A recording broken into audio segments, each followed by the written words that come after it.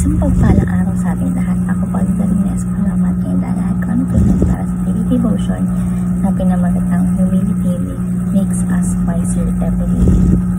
So, yung scripture natin ngayon is Mark 10, chapter 10, verse 43 to 45, and sinasabi na, when pride comes, the comes disgrace, but with humility comes wisdom. Tagalog, ang laging dulot ng kapalaluan, ngunit nagpapakumbabay, nagbubunga ng karunungan. Ang teaching natin yan is number 1, pride leads to disgrace. Yung kayabangan, nagdudulot ng kahihiyan sa buhay. Example na lang, no? Sa buhay, sa example na lang, nangyari talaga yung example yung nasabi mo sa mga kaibigan mo na magkakaroon ka ng ganito bukas, mamaya, pero dumating na yung bukas at yung mamaya rin, wala pa rin. Tapos nagtatanong ng mga kaibigan mo, nasa tayo na sabi mo? So, diba? Nakakaya yun kasi nauna yung kayabangan mo. And ayun, napapahiya ka kasi inuunahan mo agad. No? Kaya mas okay yung humble ka lang, no? And will do your best. And yung best mo is talagang maganda. And ang kakalabasan nun is mas okay. Pero kung nauna yung yabang at walang nangyari, is talagang mapapahiya ka in the end. No? So, huwag tayo maging mayabang kasi wala naman din magandang lulit kapag yung mayabang.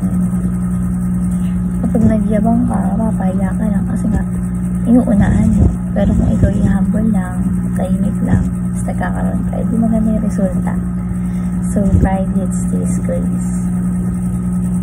Next is humility leads to wisdom. Kapag napapakumbaba ka, nagkakaroon tayo ng mas maraming wisdom sa buhay. Maging humble lang tayo everyday. If you humble everyday, that leads to wisdom. At willing tayo matuto.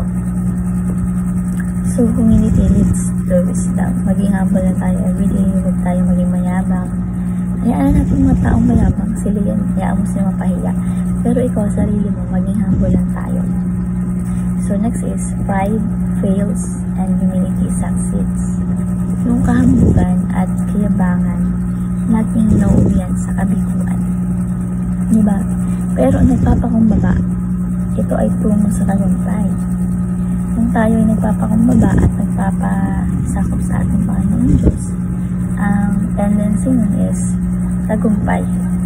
Ihatid tayo sa tagumpay na ating Panginoon. So, pride fails and humility succeeds. So, paano natin tumigas sa buhay? Number 1, avoid pride as it leads to disgrace.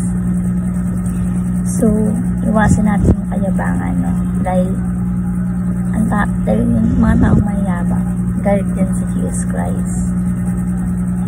Yung mga magmataas, yan, galit din si Jesus Christ. Kaya mag-ingat tayo sa yabang, no? Kasi marami na ng yabang sa ating Panginoon sa Kristo. Pero nung ginawa na ating Panginoon, ipinaksak niya, no? Kung gano'ng kataas yung yabang natin, gano'n din kataas yung ibabaksak natin. So, huwag tayo maging mayabang. Avoid pride as it leads to disgrace. So, next is be humble as it leads to wisdom. So, be humble every day. Sinabi dito ni Pastor na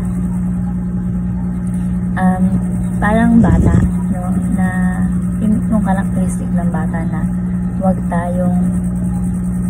natin tanggalin sarili natin yung pagiging matanong. Diba? Kasi gusto lang natin matuto eh.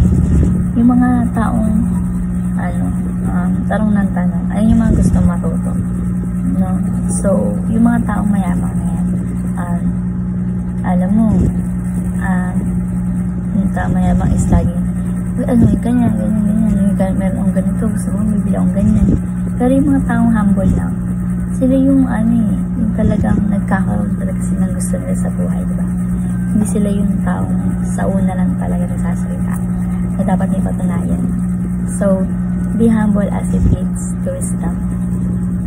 And lastly is, keep on improving as it leads to success. So, araw-araw tayo maging humble at magpakumbaba. no? Sa araw na yun, nagkakaroon tayo ng karunungan. And kapag kinikip natin yun everyday, accept mo na, expect mo na, in the end is magtatagumpay ka. Kasi, parang ang sigat nagpapakumbaba, ganyan. Ibang tao, binababa yung sarili, hindi niya pinapantayan yung ating Diyos. So, tendency po yun as, tagumpay ka, and then, so, ayun naman po yung aking natutunan. Keep on improving as it leads to success. Ayun na po yung aking natutunan. Thank you sa pakikinig at God bless po sa ating lahat. Naway may share sa iba, ma-apply sa ating buhay.